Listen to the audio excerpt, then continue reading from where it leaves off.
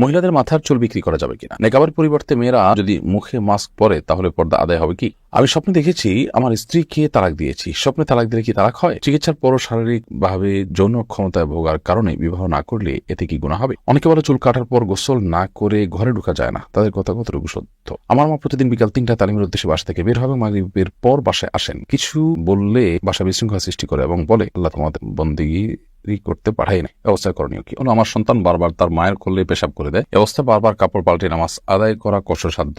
এর সহজ ফয়সালা দিবেন।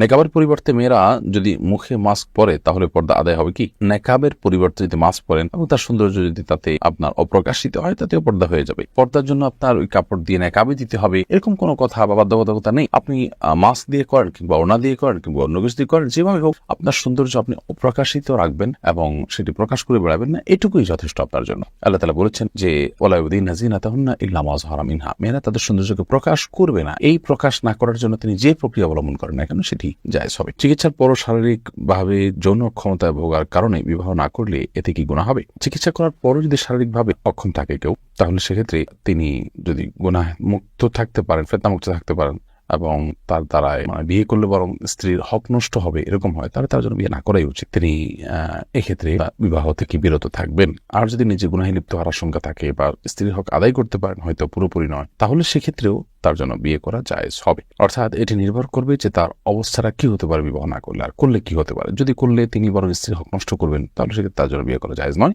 আর যদি বিবাহ করার মাধ্যমে তিনি স্ত্রীর হক আদায় করতে পারেন, আবার এদিকে না করলে বরং তিনি গুনাহে লিপ্ত হতে পারেন, তাহলে তার বিয়ে করা উচিত। অতএব পরিস্থিতির উপর নির্ভর করবে এটি। অনেকে বলে চুল কাটার পর গোসল না করে ঘরে ঢোকা যায় না। তাদের কথা কতটুকু সত্য? না, এটা সঠিক কোনো কথা নয় যে চুল কাটার পরে ঘরে ঢুকতে হলে গোসল করে ঢুকতে হবে, এমন কোনো কথা নেই। তিনি গোসল করা ছাড়াও ঘরে চাইলে ঢুকতে পারবেন। এর পরের প্রশ্ন হলো, আমাদের এলাকার অনেকেই আম, লিচু সহ বিভিন্ন ফলের বাগানে মুকুল আসার সাথে সাথে বিক্রি করে দেন। এবার বিক্রি করা জায়েজ কিনা? না, এবার বিক্রি করা জায়েজ না। বিশেষ করে ফল আপনার পোক্ত হওয়ার আগ পর্যন্ত আপনি আগে ভাগে বিক্রি করে দিলেন, মুকুল বিক্রি করে দিলেন, সেটা জায়েজ না। কারণ মুকুল থেকে ফল হবে না হবে, কতটুকু হবে না হবে, সেটা অনেক বেশি অস্পষ্ট থাকে।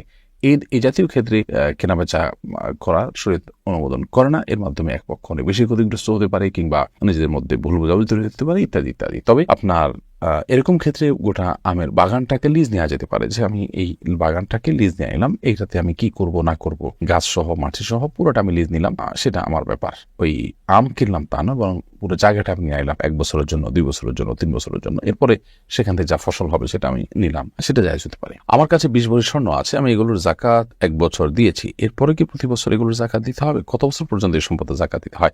ভাই, সম্পদের যাকাত যতদিন সম্পদ থাকে ততদিন আপনি দিয়ে যাবেন এবং এটাকে জরিমানা মনে করবেন না, কারণ আপনার এটি আখিরাতের পুঁজি হিসাবে আপনার জন্য জমা হয়ে যাচ্ছে, বিধায় এটাকে আমরা জরিমানা মনে করবো না। কিয়ামতের আলামত সমূহের মধ্যে একটা হলো যাকাতকে মানুষ জরিমানা মনে করবে, এটাকে মানুষ বোঝা মনে করবে, ফাঁকি দেওয়ার চেষ্টা করবে। এটা করা উচিত নয়। আর যাকাত প্রতি বছর 1 বার দিতে হয়, বিধায় আপনি 1 বার দিয়েছেন মানে এই না যে জীবনার্থটা সেরে গেছেন, বরং প্রত্যেক বছর প্রতি অর্থ বছরে যেদিন আপনি এগুলোর মালিক হয়েছেন ওই দিন থেকে 1 বছর, আবার এভাবে 1 বছর হিসাব করে প্রতি বছর শেষে যাকাত দিতে হবে। অনেক জায়গায় বিয়েতে যে পরিমাণ টাকা পাত্রপক্ষকে যৌতুক হিসাবে দেওয়া হয়, সে পরিমাণ টাকা দেওয়ার মোহর হিসেবে ধরা হয়। এতে মেয়ের বাবার টাকা দিয়েই মেয়েদের মোহর দেওয়া হয়। এই রসুম সম্পর্কে আপনার মন্তব্য কি? খুবই গর্হিত কথা। যৌতুক দিচ্ছে আবার মেয়েকে মোহর হিসাবে সে টাকা আবার ব্যাক করে আনতেছে, তাহলে দিন শেষে মেয়ের অর্জনটা কি? তার মানে পাত্রীপক্ষের যে টাকা, সে টাকাই আবার পাত্রীপক্ষের কাছে ফেরত গেল, তাহলে তারা আসলে কিছু পেল না। যৌতুক সম্পূর্ণ হারাম। বিয়েতে পাত্রীকে মোহর দিতে হবে, পাত্রপক্ষ কোনো কিছুই গ্রহণ করতে পারবেন না, বিশেষ করে যৌতুক হিসেবে। প্রশ্ন হলো, আমার পাশের বাড়ির ভাবি আমাকে তার সাথে খারাপ কাজ করার জন্য প্রস্তাব দেয়। আমি নিজেকে রক্ষা করে চলছি, কিন্তু আমাকে প্রায় শয়তান কুপ্ররোচনা দেয়। আমাকে এমন কিছু বলুন যাতে আমি শয়তানের ধোঁকায় পরিণত না হই। আল্লাহ মাফ করুন। এ ধরনের নিকৃষ্ট মানুষের সংস্রব থেকে সরতে হবে নিজের ঈমান এবং তাকওয়াকে হেফাজত করবার জন্য। এবং আপনি যদি অবিবাহিত থাকেন তাহলে খুব দ্রুততার সাথে বিয়ে শাদী করেন এবং এ ধরনের হারামের পরিবেশ থেকে আপনি পলায়ন করেন এবং তার সাথে সম্পর্ক ছিন্ন করেন এবং সকল প্রকার যোগাযোগের মাধ্যমগুলো বন্ধ করে দেন এবং আল্লাহ তাআলা আপনাকে আশ্রয় দান করুন। এক্ষেত্রে বিয়ে হলো সবচেয়ে কার্যকর পন্থা এবং গুনাহের পরিবেশ থেকে সরে যাওয়া প্রয়োজনে অন্যদেরকে জানিয়ে দিতে হবে যদি নিজেকে গুনাহ থেকে বাঁচানোটা কঠিন হয়ে যায় সেক্ষেত্রে, এবং তারপরেও তাকে যে কোনো মূল্যে বিরত রাখতে হবে তার এই অন্যায় প্রস্তাব থেকে, এবং প্রথমে তাকে ভয় দেখানো যেতে পারে, তাতে যদি তিনি বিরত হয়ে যান তাহলে তো আলহামদুলিল্লাহ। আমি স্বপ্নে দেখেছি আমার স্ত্রীকে তালাক দিয়েছি। স্বপ্নে তালাক দিলে কি তালাক হয়? বিষয়টা নিয়ে খুবই আমি বিচলিত, দয়া করে চিন্তামুক্ত করবেন। ভাই, স্বপ্নে যদি তালাক দেওয়া হয় তাহলে সে তালাকের কোনো ভ্যালু নেই এবং এর কারণে তালাক পতিত হয় না, কারণ স্বপ্ন এটা তার নিয়ন্ত্রণে নয়, তিনি স্বেচ্ছায় করেছেন ব্যাপারটা সেরকম নয়। বিধায় স্বপ্নে কেউ তালাক দেখলে যে স্ত্রী তালাক হয়ে যায় ব্যাপারটা সেরকম না, এবং এটার জন্য কোনো কাফারা বা ক্ষতিপূরণ দিতে হবে যে এরকমও নয়। স্বপ্ন নিছকই স্বপ্ন, বিধায় সেটা কোনো স্বপ্ন ব্যাখ্যাতা থেকে কোনো ইন্ডিকেট পাওয়া যায় কিনা তিনি জানতে পারেন, অথবা যদি এরকম কোনো ইন্ডিকেট না পাওয়া যায় তাহলে সেক্ষেত্রে এটা নিয়ে এত পেরেশান হওয়ার কোনো কারণ নেই। খোলাসা কথা হলো, স্বপ্নে আপনি আপনার স্ত্রীকে তালাক দিতে দেখেছেন, কাউকে বিয়ে করতে দেখেছেন, এর কারণে না বিয়ে হবে না তালাক হবে, এটা নিয়ে অরিড হওয়ার বা পেরেশান হওয়ার কিছু নেই। আমার সন্তান বারবার তার মায়ের কোলে পেশাব করে দেয়, এ অবস্থায় বারবার কাপড় পাল্টে নামাজ আদায় করা কষ্টসাধ্য, এর সহজ ফয়সালা দিবেন। দেখুন, সন্তান মায়ের কোলে, বাবার কোলে বা কারো কোলে যদি পেশাব করে দেয় তাহলে সেক্ষেত্রে সেই পেশাব পবিত্র করবেন কিভাবে? এর উত্তর হলো, যদি সন্তান খুব ছোট হয়, যে দুগ্ধপোষ্য সন্তান এবং অন্য কিছু খায় না, মায়ের দুধের উপর নির্ভরশীল থাকে, তাহলে সেক্ষেত্রে ছেলে সন্তান হলে তার সেই পেশাবের উপর পায়ের ছিটা দিয়ে দিলে পাক হয়ে যাবে, অর্থাৎ সেটা পবিত্র হয়ে যাবে, নামাজ পড়া যাবে সে কাপড়ে। আর যদি মেয়ে সন্তান হয় তাহলে সেক্ষেত্রে যতটুকু পেশাব লেগেছে ততটুকু জায়গা ধুয়ে আলতো করে ধুয়ে ফেললে পাক হয়ে যাবে, পুরো কাপড় পাল্টাতে হবে সেরকম না। যদি শরীরে লাগে তাহলে শরীরে যে জায়গা লেগেছে সেই জায়গাটাকে ধুয়ে ফেললে পাক হয়ে যাবে ইনশাআল্লাহ তাআলা। অতএব পুরো শরীর বা পুরো কাপড় ধুইতে হবে ব্যাপারটা সেরকম নয়। আর যদি সন্তান দুগ্ধপোষ্য না হয়, বরং অন্য খাবার উপর নির্ভরশীল হয়, কিংবা দুধও খায় কিন্তু অন্য খাবারও খায় সে, তাহলে সেক্ষেত্রে অন্য সাধারণ পেশাবের মতো করে তাকে পবিত্র করে তারপরে সালাত আদায় করতে হবে। আর পবিত্রতার নিয়ম বলেছে যেটি, যেখানে পেশাব লেগেছে সেই জায়গা, সেটা কাপড় হোক আর শরীর হোক, সেটাকে ধুয়ে তারপর সালাত আদায় করবে। মহিলাদের মাথার চুল বিক্রি করা যাবে কি না?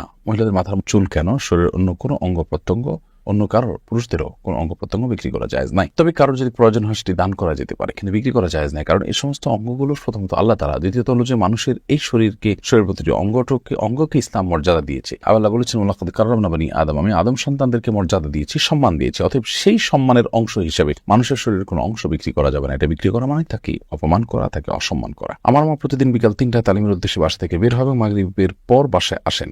কিছু বললে বাসা বিশৃঙ্খলা সৃষ্টি করে এবং বলে আল্লাহ তোমাদের বন্দেগী করতে পাঠায় নাই, ব্যবস্থা করণীয় কি? অনেক বোনরা আছেন তালিমের নামে তারা সীমানা ছাড়িয়ে চলে যাচ্ছেন এবং অতিরিক্ত জজবা, অতিরিক্ত প্রয়োজনের চাইতে বেশি তাদের মধ্যে জোশ চলে আসছে। এটি উচিত না, এটাকে নিয়ন্ত্রণ করতে হবে। নারীদেরকে আল্লাহ রাব্বুল আলামিন এভাবে ঘুরে ঘুরে ঘুরে ঘুরে বারে বারে গিয়ে তালিম করার নির্দেশ দেননি, এবং এটা সাহাবী আসলাফদের মধ্যেও ছিল না। তবে আমি বলতে চাইছি যে ঘর্ষণটা বাদ দিয়ে এভাবে করতে নির্দেশ দেয়নি, অথবা আপনার এটা তাদের জন্য আবশ্যক নয়, ফরজে আইন নয় যে তারা এটা করে বেড়াতে হবে। হ্যাঁ, তারা অন্যদেরকে দাওয়াতি কাজ করবেন, বাসায় বসে থাকলে করতে পারলেও আলহামদুলিল্লাহ। আর যদি বাইরে যান তাহলে সন্তান, পরিবার, তাদের হক আদায় করে করবেন। পুরুষদের মতো তারা বাইরে বাইরে যাবেন না। আল্লাহ বলেছেন, ওয়াক্কারনা ফি বুয়ুতিকুন্না, তোমরা তোমাদের বাসায় অবস্থান করে, এটা আল্লাহর নির্দেশ। বিধায় তালিমের জন্য তারা গেলেন সপ্তাহে 1 দিন, সপ্তাহে 2 দিন, নির্দিষ্ট সময়, সংসারের কোনো অসুবিধা নেই, স্বামী বা অভিভাবকদের অনুমতি নিয়ে গেলেন, সেটা তিনি করতেই পারেন, এবং সেখানে গেলে তার পতিত আশঙ্কা থাকলো না ইত্যাদি শর্ত পূরণ করে তিনি করতে পারেন। কিন্তু নিয়মিত এবং প্রতিনিয়ত বের হয়ে যাওয়া, লম্বা সময়ের জন্য বের হয়ে যাওয়া, সন্তান, সন্ততি, পরিবার, স্বামী সবাই এফেক্টেড হন, ক্ষতিগ্রস্ত হন, এবং এটাতে সবার শিডিউলের ভিতরে বিপর্যয় হয়, সেরকম পর্যায়ে হলে সেটা কিন্তু জায়েজ হবে না।